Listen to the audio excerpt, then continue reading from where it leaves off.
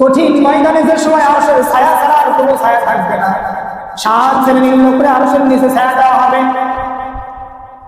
এই 7 শ্রেণীর লোক তারা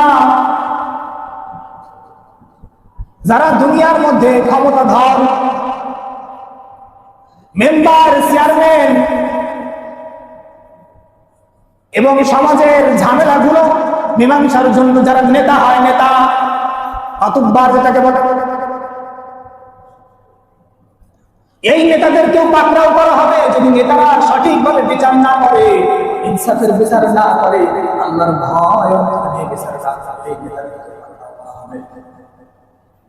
আর এই নেতা যদি আল্লাহর ভয় আর তাকওয়া অন্তরে রেখে যদি বিচার কার্যক্রম করে আল্লাহর রাজি খুশির জন্য, দুনিয়ার বাহাদুরি আছে, অপব্যবহার করলাম না,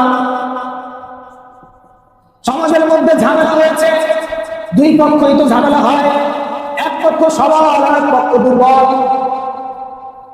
এখন বিচারক চিন্তা করলো দুর্বল ব্যক্তিটা ধ্যান চালাইয়া খায়, দিন মজুরি দিয়ে খায়, কথা বলার মতো কেউ, দুর্বল ব্যক্তির উপরে দোষটা চাপাইয়া দিলে আমাকে আঘাত করার মতো, প্রশ্নবিদ্ধ করার মতো কেউ নাই। আরেক ব্যক্তি সবল ধনাত্ম ব্যক্তি, এর বিপক্ষে গেলে কপালে কষ্ট আছে, কাজে এর বিপক্ষে যাওয়া যাবে না। এমন বিচারকদের জন্য কঠিন সুসংবাদ রয়ে গেছে, যদি সঠিক বিচার করতে পারে আর যদি অন্যায়ভাবে বিচার করে দুর্বলের উপরে সবসময় অত্যাচার চাপিয়ে দেয়,